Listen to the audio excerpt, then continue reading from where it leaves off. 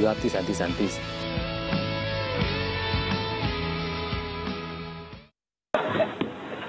Utuelekeze Mheshimiwa Spika. Bungeni vimbwanga mbwanga, chanzo ni mbunge wangu. Nalipompa na ngazi kuniwakilisha huko. Tunakupataje? Alipopita. Kupata sikiza tune yako ya bunge, bonyeza *811*909#. Waburudishe jamaa na marafiki na sikiza tune yako ya bunge. Are you a relationship writer? Do you blog about all the sides to the everyday relationship coin? Well, the world would love to read your intriguing love, breakup, parenting, work, and all things relationship stories only on You Report. Visit youreport.co.ke, sign up, and submit your story today. You Report is a product of Standard Digital.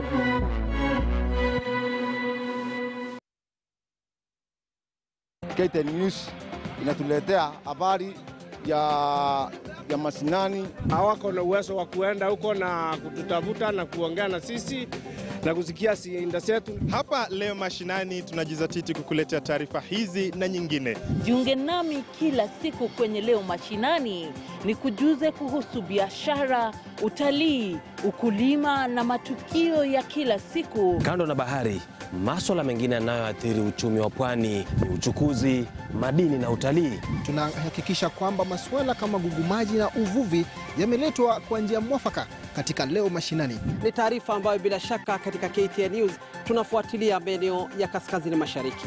Eneo la magharibi likiendelea kukumbwa na mawimbi ya kisiasa pamoja na msukosuko wa kiuchumi. Kaunti ya Taita Taveta ni kaunti ambayo imepakana na mbuga ya kitaifa ya Tsavo, na pia kaunti hii inazo sifa nyingi katika sekta za kitalii, madini na kilimo. Haya na mengine mengi, kumbuka kuungana nami Hezron Kimari, George Maringa nikiwa katika kaunti ya Meru, Joan Leting katika kaunti ya Nakuru. Leo Mashinani kila siku ya Jumatatu hadi Ijumaa kuanzia saa 5 hadi saa 7.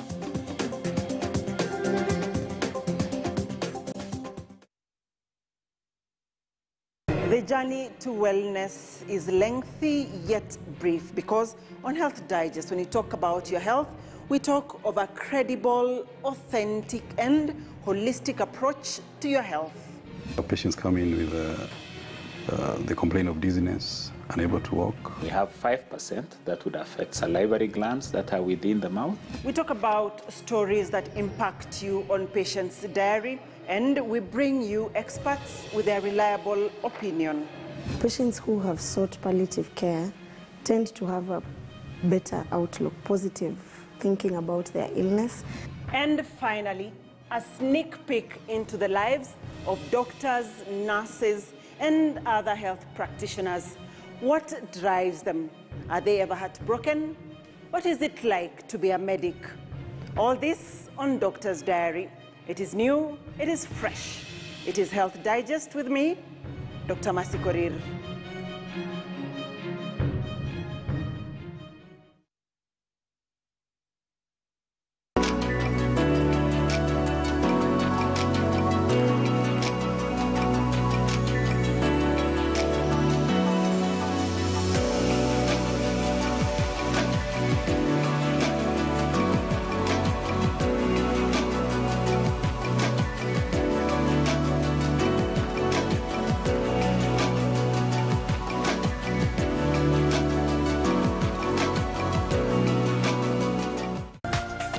This is KTN News.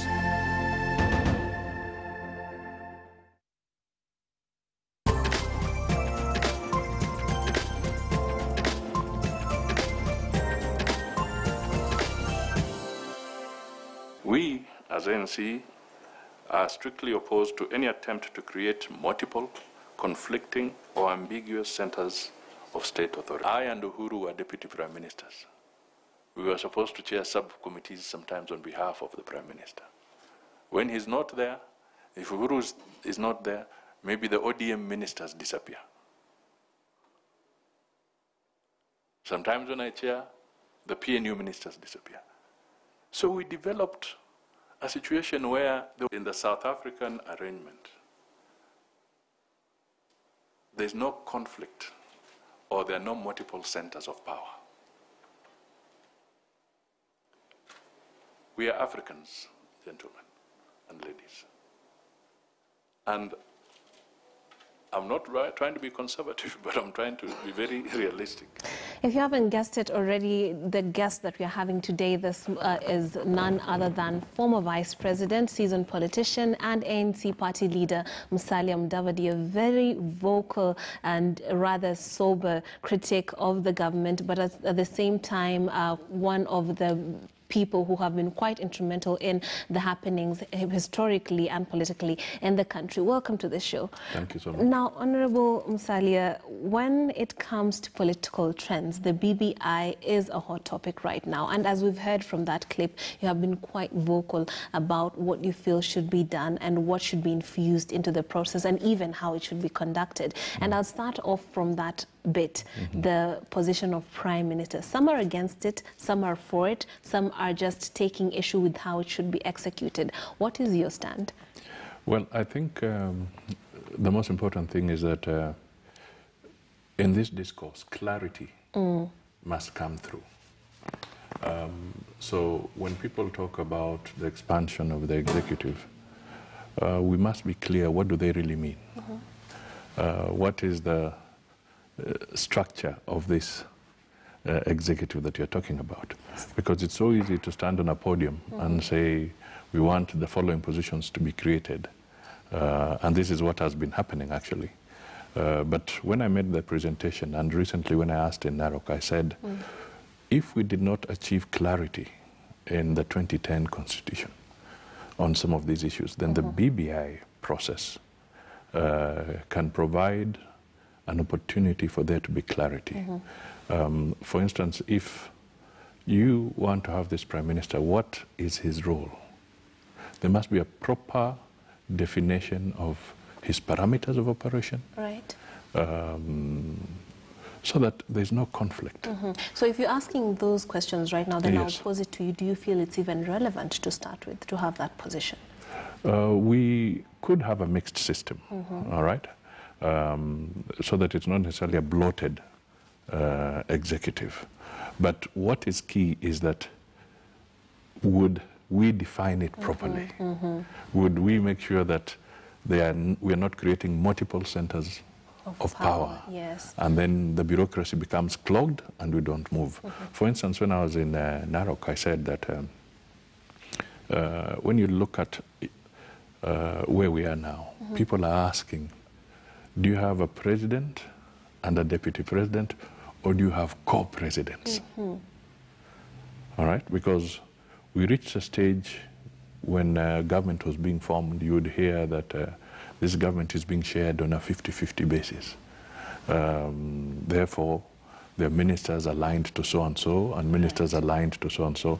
But in reality, a functioning cabinet must have all the ministers loyal to the president. Absolutely. All right? So these are the issues that I say clarity is essential. And I did give a narration. I took people backwards because we had the Grand Coalition government where we were part of. And the genesis of the Grand Coalition government, again, was a contested election. So BBI, again, is the result of a contested election. Sure. All right, so two parameters playing again. Yes. Now, the other one was extremely acrimonious. This one was also acrimonious. But now we ask ourselves that if we want to build a solid nation,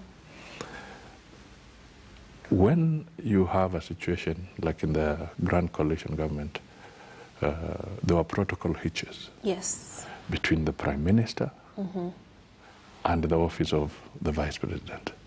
One was occupied by Kalonzo, the other was occupied by Raila. There were debates on who should earn more in terms of salary. There were debates as to who should be the leader of government business in Parliament. Should it be the Vice President or should it be the Prime Minister?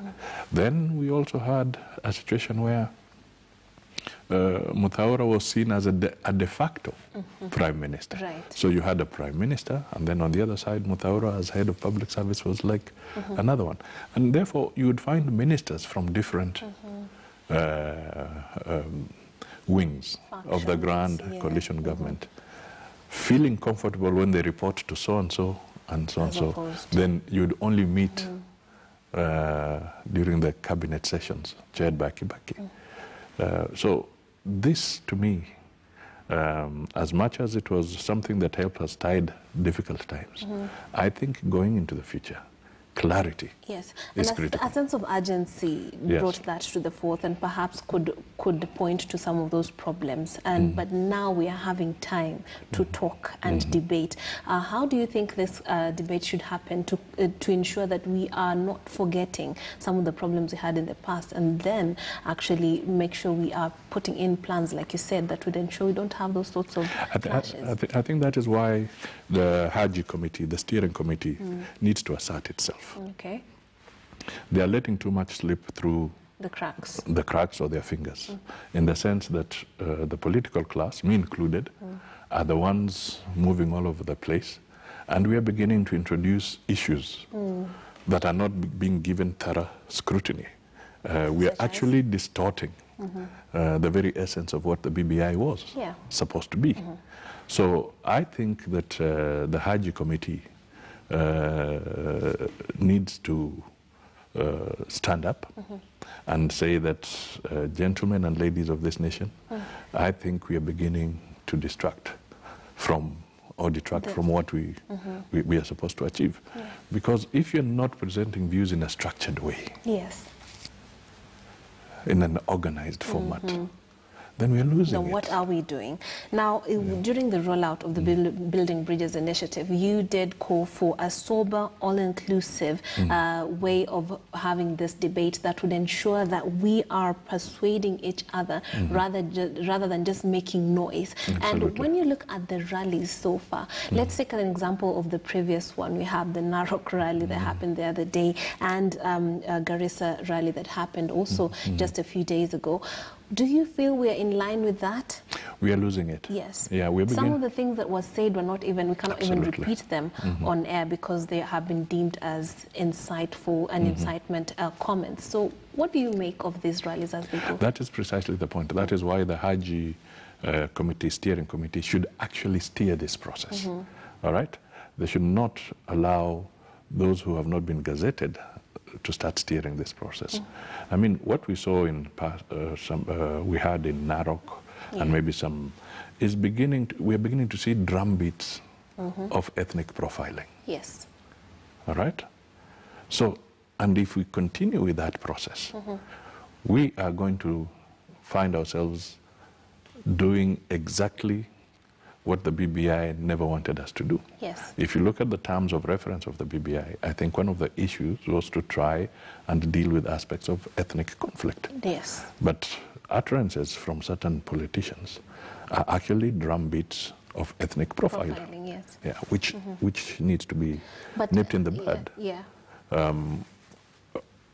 You see, if you look at what is happening in, say, the education sector, where teachers are being terrorized in places like in the northern part of Kenya. You see, you will move from ethnic profiling, and soon you will start having religious profiling. You know? So these are things that we need to nip in the bud. And therefore, my take, and I repeat, that the Haji Steering Committee should live up to its mandate. Right. Yeah. Now, when we look at then the Haji Steering Committee coming in, I would argue that just from the structuring of the way the rallies are being conducted, they're very akin to political rallies. So it's leaders, political leaders talking at the audience rather than it being a debate or a conversation that is ongoing. So would you say that we have failed even from just the way we are conducting the actual events? Should they go back to the drawing board and just restructure it to a different format that would allow more of a conversation environment? You know, it's interesting you observe that, because you see the actual questions have not even been formulated. All right? This is a process where views are supposed to be solicited and submitted in a structured manner, and then the experts would craft them into some piece of legislation that would form the referendum question. But what we are seeing is politicians beginning to jostle for recognition. We are beginning to see politicians thinking that this is about a few individuals. You know, this is the folly of the Kenyan politician. Right? So to me, if we want to get things right, we need to get the Haji Committee to work. You know, I was looking at it when somebody was saying that in talking about abrogating the rights of to property and where you can stay, something that is already enshrined in the Constitution. So if you speak against that, even if you say that they're historical injustices, you do not speak to it by threatening and saying certain things. Because here we have an MP like Junet Mohammed. He has been elected in the middle of an area that is where one would say this is totally a different area. Now, are you telling us that Junet Mohammed does not deserve to be an elected member in that place? Surely that is not an argument that can hold in Suba area. You know, Suna. You cannot wake up and say that the MP in Meru who was elected does not deserve to be there, and yet his family has grown up there. And you can give examples in not too long ago, Awiti Bolo was the MP in Mombasa, Nyali. So do you say because he's not a Mijikenda, he should not be elected there? We saw part of this tension in Wasingishu. There was Kevin Okwara who wins a Jubilee ticket. But when it comes to the election, they switch it and they say that because he's not, he doesn't speak a certain language, he should not be elected. You know, so these are things that we must be very clear cannot stand going into the future. Now, and they actually go against the very nature or the spirit of the BBI initiative. So it's quite counterproductive when you hear a leader saying that we want to congratulate Francis Atwoli for the fact that despite buying land here, he did go back. When he wants to talk leadership, he goes back home. I think it goes against the very nature of the BBI calling for unity. And speaking of some of the issues that we might be overlooking, you've talked about historical injustices. And in the Ma community, despite the wrong way in which you feel they're approaching it, there's some of the issues that really affect them from, pre-colonial times, such as land, and some issues that cut across even not just the Ma community, even the people at the coast have a lot of historical injustices and land issues that need to be addressed. How would you, well, we can listen to one of your comments on this issue, and then you can tell us further how you would like this particular matters addressed, rather than certain inciting, sentiments being thrown over them, but there is a way that you feel they should be addressed. Let's listen in. Mimi naungana na wama kwamba swala nyeti la mashamba la ardhi ni lazima tulizingatie na tutatue. We cannot be talking about it all the time. Kwa hivyo kwa memorandum yetu ya ANC tukasema kwamba tunataka tuzingatie sana ile TJRC report na Ndungu report na report zingine ambazo zinatoa mambo kuhusu ardhi ili haki ipatikane. Right, this is what you were saying. Yeah, what do you, you could just give us more sentiments on what you feel that should be the approach towards dealing with this issue? I think the TJRC report has done a good job in outlining some of these things and how they can be resolved. And let me just say that I have also a background in matters of land and land economics. Right. Okay. And the way I see it in Kenya, part of the crisis that we are facing now is not just necessarily historical. Part of this is more recent in the sense that we have been faced with a lands department that has taken too long to issue title deeds where they're supposed to be issued. We have taken too long to have a lands department that conducts its surveys and sorts out land-related issues for too long. We also have a judiciary or a process where land matters have been hanging in courts for too long. Yes. Now, cumulatively, with time, these become a juggernaut around us. All right? So if institutions were working, the Ministry of Lands was working and so forth, then there would be more upfront in sorting out some of these issues. And I'll give you an example, for instance. Not too long ago, you saw a case in Nandi. Yes. All right? Where families were being evicted and graves of their parents were being dug up and so forth. Now, when you look at it seriously, transactions were conducted. People were paid money. Yes. But the Ministry of Lands never issued title deeds for several generations. Then the original document that somebody had, they come back and say, this is it, so you have to shift. Now, when you look at it seriously, that is a function of a ministry that has not executed its responsibility. Right. All right? So to me, these are factors that are captured even within the TJRC report. Yes.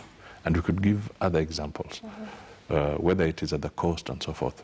Because I think there's a notion that historical land injustice means that you go and take away land give it back. and give it back to somebody. If you did that, okay, you would be looking at the historical injustice that was visited to the Kenyan people from the colonial times. Absolutely, yeah. So are you saying that some of these issues cannot, some of them, as they go forward, there must be other mechanisms of compensating communities. So you're talking to repatriation. So that it's not just necessarily seen that you're evicting so-and-so to replace with so-and-so.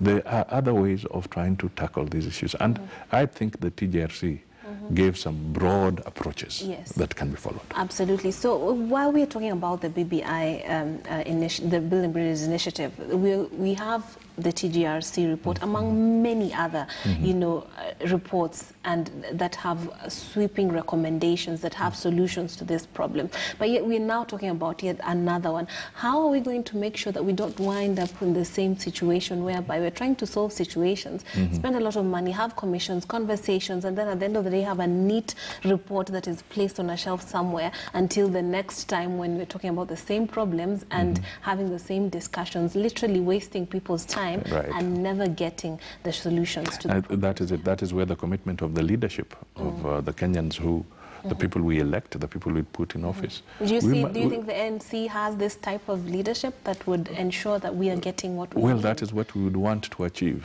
by getting the right people who can be committed to living up to what they promise. Right? And let me come back to a few issues that are critical. For instance, let me come back to the judiciary as an example.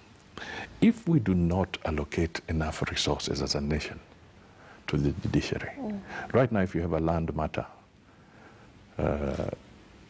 you'll be dealing first with some aspect of corruption, maybe for your case to be listed, Your lawyer may have to part with 6,000 to 7,000 shillings to just get a date.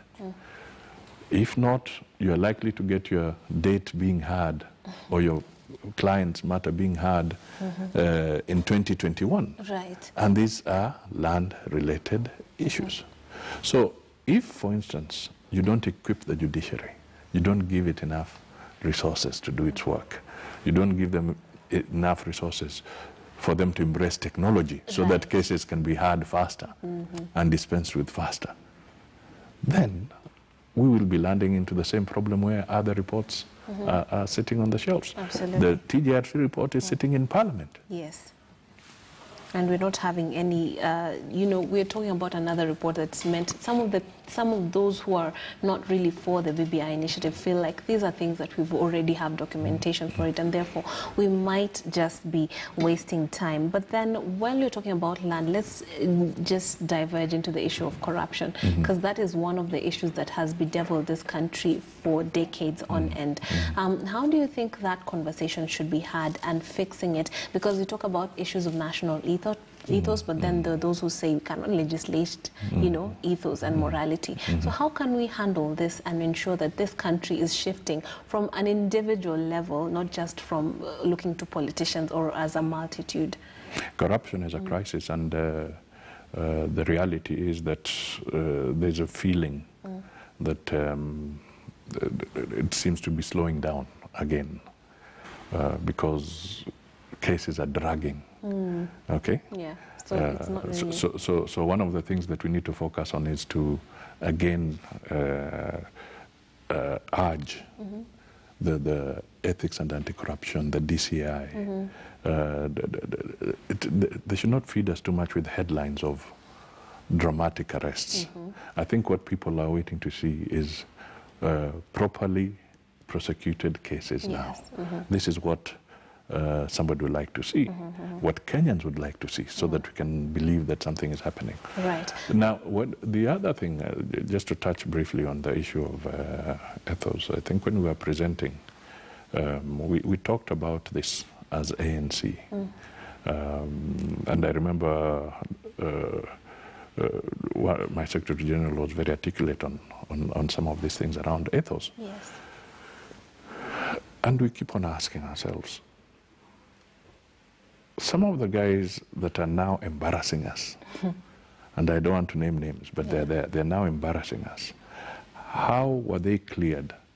Either by their political parties, yes, or how were they cleared by the IEBC when there are very clear guidelines that certain people did not deserve to be in certain positions.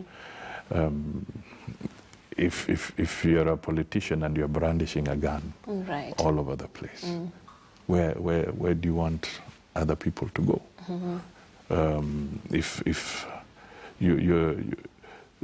If you say that certain people found their way to cabinet, surely before the president appoints people to cabinet, he's supposed to have received a background check on these individuals. Absolutely. So the question is, we cannot say there are no laws or guidelines on this one. I think this one, some of these things we are seeing is that politicians and some gullible voters along the way fell into the trap of not being thorough in scrutinizing who they want to put forward as a leader. Absolutely. And when you look at the trend, if you're looking at these individuals that we're not naming this morning, there is an element of being persuaded by money. And when you look at voters, some of these decisions are influenced by tough economic times. And you have been quite vocal on the economic times that we are living through, and the burden is for sure falling on the taxpayer. So when you propose a body that's going to be overseeing public spending or public debt, how do you envision that working out for this country? Because right now we are already in the hole with the reports that we hear about how we're going to be paying for some debts for years and years on end. How do you envision this body helping this country dig itself out of that hole? Okay. Of course, the economic issue is a very broad issue. Yes. But you want me to focus a little bit around the debt Yes. management Debt and burden. public debt Yeah. burden. Now, I'll just say that this is a very serious issue, and I've been very consistent in raising the alarm. I started raising the alarm way back in 2015, telling people that the numbers, when you look at the numbers of that are being churned from the Treasury, things are going south when it comes to debt issues. And now, indeed, we have a very big debt running into trillions. Now, debt in itself is not a problem. Yeah. But what is the profile of that debt? Unfortunately, what is hitting us now is what you'd call commercial debt. Okay. All right? Short-term debt, maybe 8 years, 12 years maturity, maybe 15 years to be repaid. All right? And then the interest rate is high. Yeah. You know, you have the LIBOR plus certain figures, and we are now seeing that we took money maybe at 8% or 7%.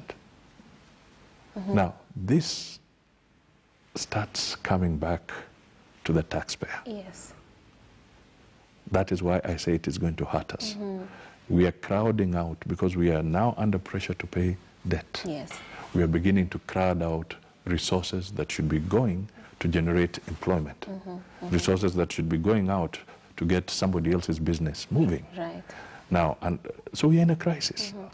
Now, the debt, why did we get there? We got there because the executive had an appetite to borrow with the intention of saying they want to do infrastructure and so forth. Yes.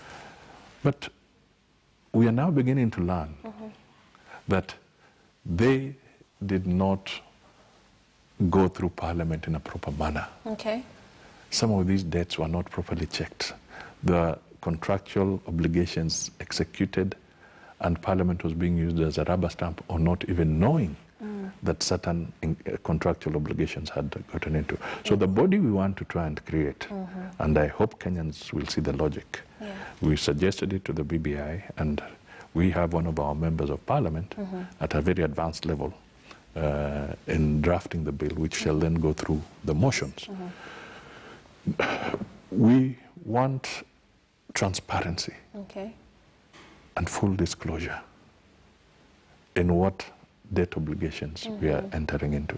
Yes. And we want a body that can caution and warn the Treasury that this is bad debt. Yes. Don't take it. Yeah. And that body becomes accountable directly to Parliament. Okay. Yeah. Now, for efficacy, we have so many bodies in the country. What would be special about this one that would ensure that they would not be overrun in their decisions or in their mandate? It depends on how you, how we anchor them in the law, all right? Because right now we have the Public Finance Management Act, where there's supposed to be a debt management office. Sure. But that is a very loose office. It operates at the whim of whoever is sitting at the Treasury. But you want to give this entity some measure of independence. You know, when central bank was as it was, there was no security of tenure. The governors could sit there for 20 years. Treasury could direct the central bank in whatever way they wanted. So central bank could not undertake its core mandate of containing inflation and directing monetary policy for a very long time. I can tell you that I was the one who then pushed with Mika Cheserem, and we amended the law and gave central bank governors security of tenure, limited their term to a maximum of 2 terms, redefined the role of the central bank. And I can tell you that that anchoring of the law is what is helping Njoroge to manage our monetary policy under very difficult circumstances. Right. So we can equally create a debt management entity that will help the nation manage its public debt and how they engage in public debt. There are examples of Ireland, there are examples in other countries, even in Africa, where this has been properly put in. Yeah. Now, when we talk about that, you also mentioned the need for full disclosure and transparency. For the common wananchi, you and I might understand the numbers, but then for the common wananchi, they just want the prices to go down. So how would this help them even inform their political decisions? You see, if I think we sometimes underestimate the intelligence of the common wananchi. Okay. I think the Kenyan wananchi, by the way, we are a fairly educated society. They understand that if economics is mishandled, their cost of living goes up. They understand that. Yes. So when we talk about numbers, it's not about feeding that person with numbers. It's about those institutions that ought to work for the mwananchi to have the right information so that they can make take corrective action where things are going wrong. So when I said that we want full disclosure, and I said these numbers should be given periodically and regularly in accordance with the law, and I underlined it to say even religiously. What I meant is that this is a very serious issue. Yes, and it needs to be out there quite as often as possible. Yes. Well, there's another element that we are often forgetting, and that has to do with the environment, and you have been quite vocal about the need to handle the environment. How does the ANC plan in your capacity and in your space in the political spheres to shift or rather influence our general focus or the government's focus on dealing with the environmental issues? Well, this is a crisis, and we all know that even within the international realm, this is now becoming a crisis. Quite an issue, yes. The melting of the North Pole, and you can see it's a crisis. Serious deforestation is hitting us. We've seen some positive efforts here in terms of the Mau and the protection of the Mau. But clearly, we still see black rivers in Nairobi. Yes, full of sludge. If you overfly Nairobi River, you will see it's a black river, and there are people downstream who rely on that water. We are seeing health hospital waste being dumped in certain areas very recklessly. True. So there's a crisis that is going on in terms of overall management, and then the pollution that goes with the emissions and so forth. Right. So as ANC, we are saying that the country needs to set up a special fund dedicated to matters of environmental conservation and protection. Okay. Now, for instance, we had for a long time NEMA. NEMA was collecting fees. So we need to ask ourselves, could we have gone the full hog? If they were collecting fees, where was the fees going? Basically, yeah. And so forth. Is it time that we can think through this and create a special fund that would now be used to spearhead process, and it would also attract a lot of international help. True. Because matters of environment are very dear to many people. We have seen other initiatives, but in Kenya, we have been waiting for Safaricom, Nation, maybe Standard, to help us clean the river, or to do an electric fence and so forth. But why don't we ourselves take it up? I'm told we have a soundbite of you speaking to this matter. Let's listen in, and then we'll continue with that conversation. Mimi nimekuja hapa na nataka tu niseme mawili matatu na niwe nimemaliza, ili nipeane nafasi kwa mwingine. Kwanza, mimi nilitoa maoni yangu kwa BBI siku chache zilizopita. Hiyo memorandum tulipeana kwa kamati ya steering committee, na kulikuwa na mambo kadhaa ambayo tulitaja. Na jambo moja la muhimu ambalo tulitaja kwa memorandum yetu ni mambo ya kulinda mazingira. Kwa hivyo mimi nasimama hapa nikisema naungana na watu wa Maa, wa Masai wote na wale ambao ni wa Kenya wazalendo kwamba mazingira yetu ni lazima tuyalinde, na mimi naomba waziri ambayo yuko hapa na tuliweka hata kwa BBI kwamba tuwe na special fund ya kitaifa ya kulinda mazingira, ili pesa zipatikane to compensate and support all those who are protecting our environment the way the Maasai do. Tusiwe tu na equalization fund under county government, lakini tuwe na fund dedicated to protecting the environment. Hiyo ni message moja tulipeana kwa BBI. Right, I absolutely love that you brought up the fact that certain tribes and people living in certain regions are actually instrumental in ensuring that these environments are conserved due to the culture, how they've been brought up. And so they actually need a certain level of protection. Could you speak more to that? Because we have people, the Ogiek communities has in a similar category as that, but they feel that this is not something that has been appreciated by our very own African government. You know, what do you say about such? Yes, actually, they need to be encouraged. We have, say, the Maasai with the Maasai Mara. We have Savo. Yeah. We have Amboseli, where the Taita are also in part this, of the ecosystem in that way. So there's always been conflict and a feeling that we have paid more attention to the wildlife and so forth.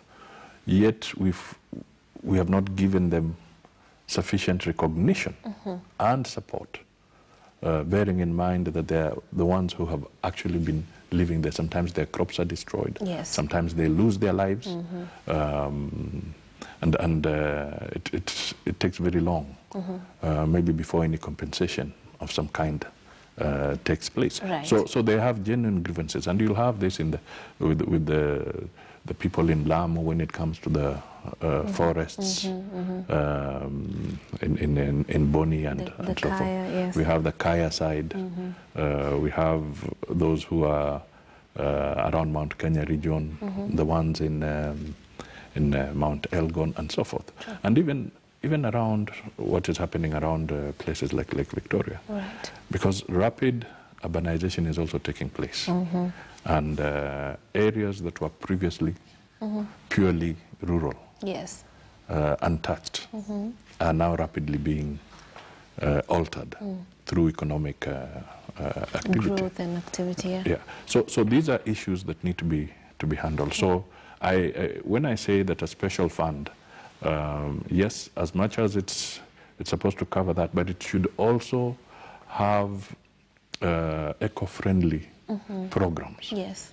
That will encourage the people to conserve, the communities to conserve, rather than to feel that since they're not being recognized, they start becoming destructive. Yes, Yeah.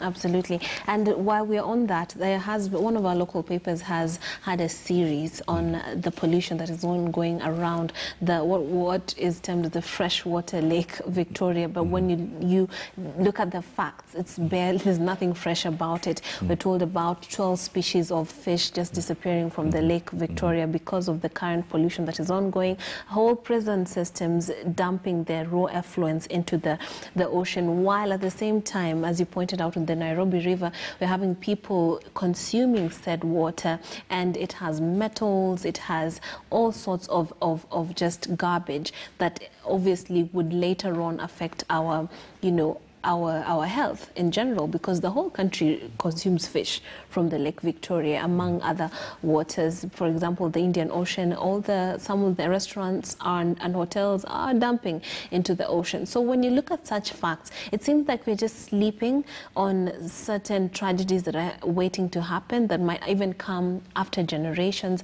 What do you think should be done to, incorporate that in the ongoing conversation that we are having, that is the BBI, among other conversations that would help us protect ourselves. Even though you're using the environment, we're protecting ourselves from, you know, some of the effects of our own activities.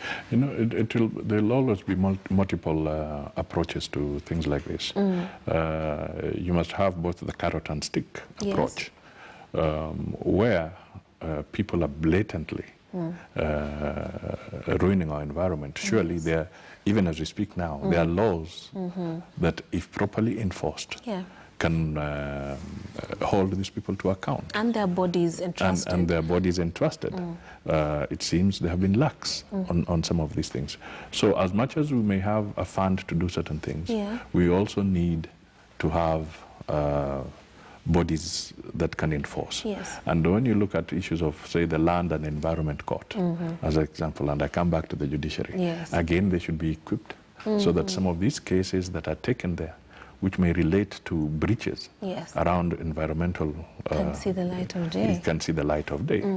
And one of the things that we can all do if we work hard, I know studies have been done, and this is the Dandora dump site as an example. If you go to Tokyo, their solid waste is generating electricity and other gases that are used for other things. Now, over the years, we have more than 50 hectares of dump site. I'm sure if the government chose, they can generate close to 50 megawatts of power from the Dandora dump site. And you can multiply this, replicate this in some of the other urban areas. And in the process, you begin creating more organized systems. We did some groundwork on this. Studies have been done by JICA. Studies have been done by the French and so forth. And all I can say is that there is an opportunity. And these would be what you might call low-hanging fruits for the government. They can move in and they can transform Dandora. So would you say this would be called for more collaboration with outside nations that have actually managed this? Why wouldn't we be going for said low-hanging fruit? Well, I don't know. I don't know what would be the interest here. But these are some of the issues that I say, you know, where has been the focus as a nation? I may be equally guilty on some of these issues, but this is the question that I can acknowledge, that we have not had the proper focus on some of these issues as a nation. And I think we are running out of time. We need to get back to it rather than wasting too much time on political rallies. Let us just focus on the issues. Ethnic divisive speech. Now, when we talk, we've already talked about hard economic times. We've talked about corruption. We've talked about how the BBI discussion should be held, and the debate that will be more constructive. But it all points in the direction of the kind of leadership that we are having. When we look at democracy as a whole, it pertains having political parties that have ideologies that actually guide our thinking. Would you say that an ANC is a party that has an ideology that goes further than the rhetoric or some of the you know, sound bites that we hear, or the slogans that sometimes don't even make any sense, that would enable a party member or someone who follows you keenly to feel like this is a party that gives me direction in a very tangible and practical way? Thanks. I think we're building ANC as an issue-based party. That is the focus we are on. Of course, people will throw in jibes and say politics is about show and perception and what have you. But I think we need to take politics seriously. Because if it shapes our lives, either for better or for worse, we need to take politics seriously. But you see, when you say that, some would interpret it as more rallies, more handouts from politicians. You know, so all I can say is that I'll not give up, and we should not give up.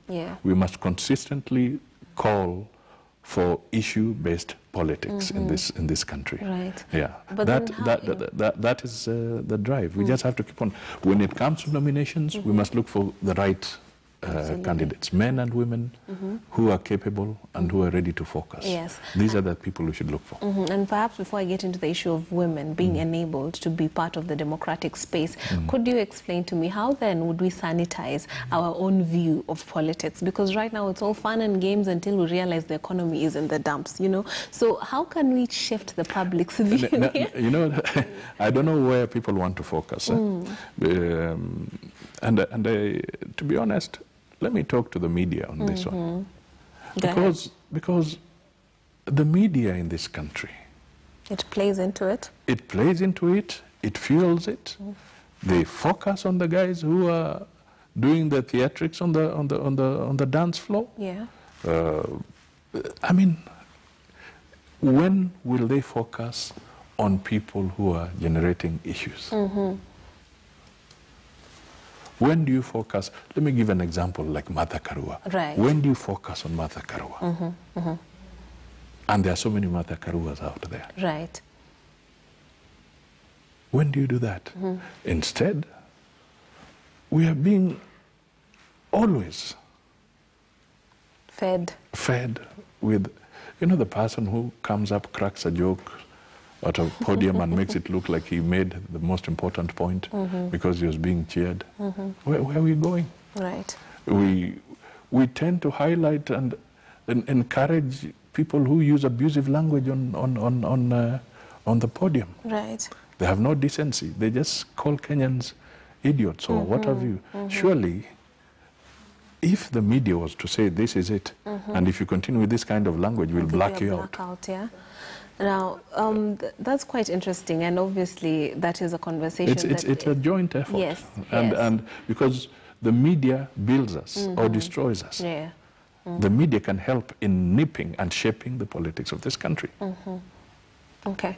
Now, when you look at that, also there's I'll allude to a sentiment that was brought up as I bring us into the space of women in society. I love that you mentioned Honorable Martha Karua. There was one of our politicians who really bitterly decried the proposal to have a male governor and a female, saying that this is not marriage, this is, you know, this is politics, and therefore, but you know that women actually face a lot of pushback sometimes, actually not sometimes, always, when they're trying to go for certain seats, and therefore if they're not given a bit of a boost, then we have a problem whereby it's uneven in terms of female representation in leadership. How would you say the ANC is trying to help in this particular matter? First of all, I want to say that the current constitution has made a lot of gains.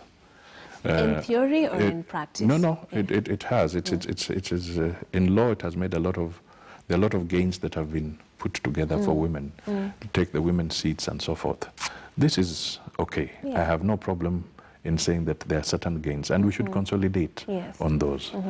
But again, we need to know that if it is political parties, and we also did make some in our memorandum, by the way, we said that when it comes to even political party funding,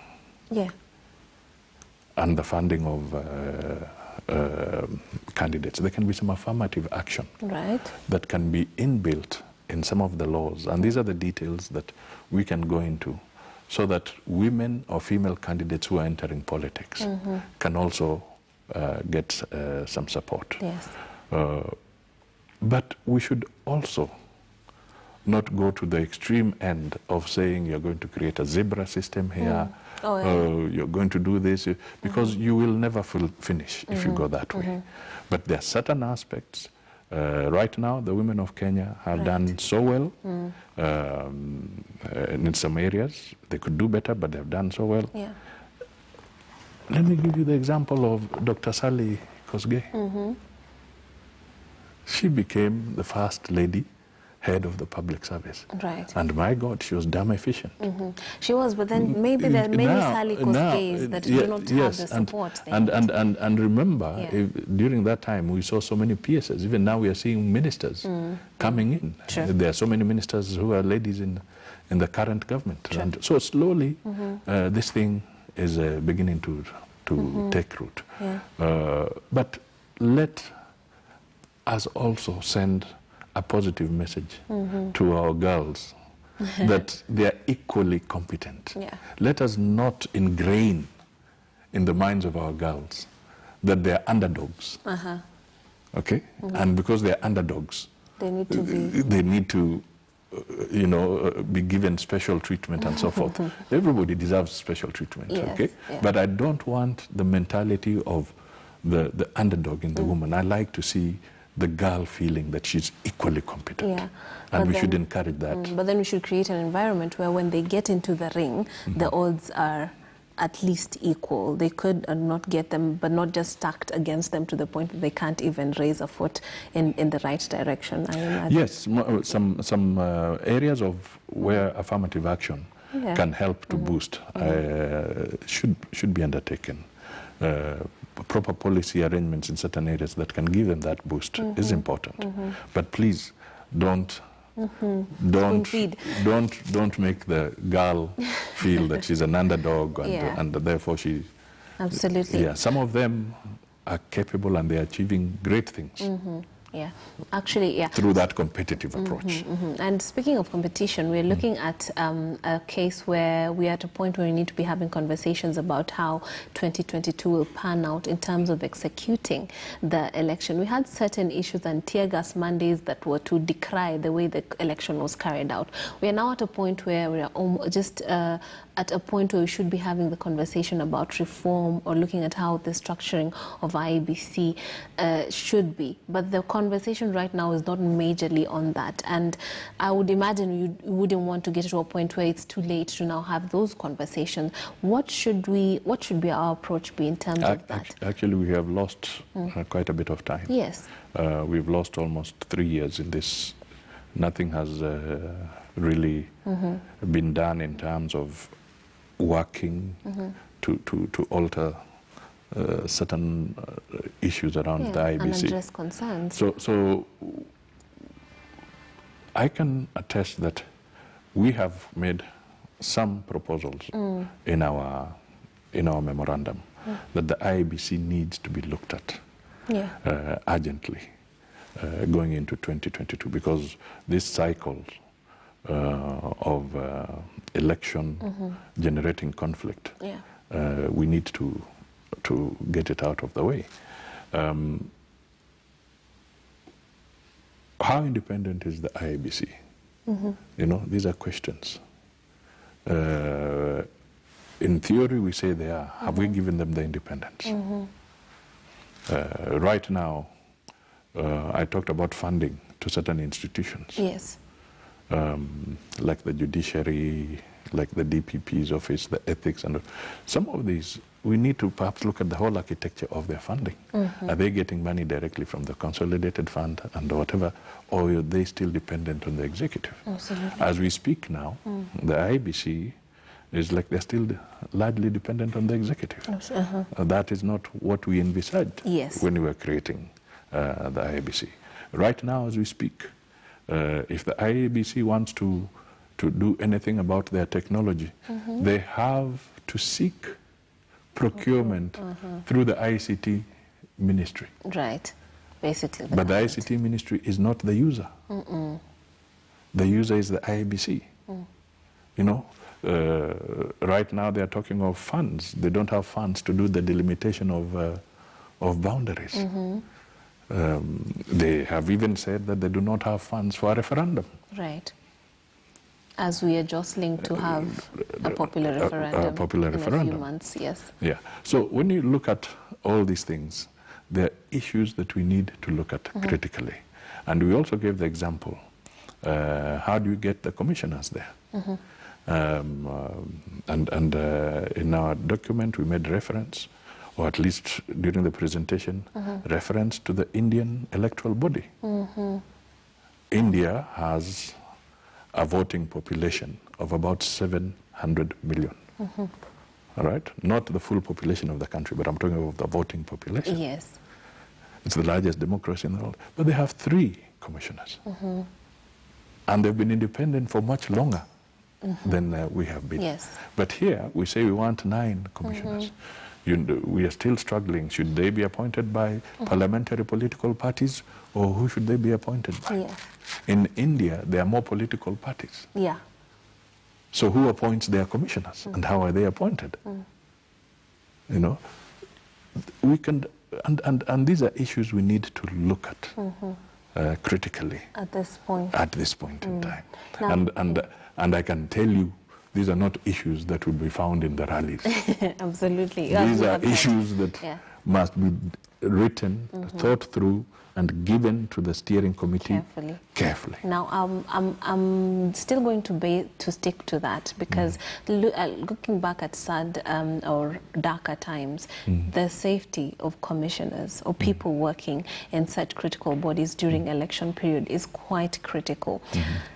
Has anything been done, in your view, that would actually ensure that we do not have the same narratives we are having back in the day, where we're having commissioners losing their lives, or, you know, critical figures in such a body ending up fleeing the country for fear of their safety, just because they're trying to be independent or trying to do their job, or for one reason or another, political elements or allegiances influence the way they are able or unable to do their job? Has anything been done, in your view, and what should be done going forward with that particular issue? I mean, if the notion is that we want to create an independent body that will always present a fair and accurate result of the will of the Kenyan people, then we have no problem. The danger we have is that we are trying to create an institution that will manipulate elections. So this is the conversation we should have. And then people will not be under threat or will not feel that they are losing their lives. Right. And maybe this is now where, if the initiative of the BBI is to moderate the intensity of competition in our politics, then let us now figure out how do we do that. Okay? So that it doesn't boil down to such grim matters of life and death. And one of the things I've been also saying is that as we look at it, we must look at this conversation and say that inclusivity does not mean the death of opposition. Yeah. You know, so we need then to use a surgical knife, if I may put it that way, or surgical blade, to really carve out the issues, think through them, and then have the BBI help us move away from some of these issues. But I can tell you, this requires a sober conversation. It should not be about grandstanding, because for as long as we are behaving as if it's a grandstanding, I don't know. I listened to some of the governors in those places. Some of them are not even making any serious contributions as to how they think devolution should be strengthened.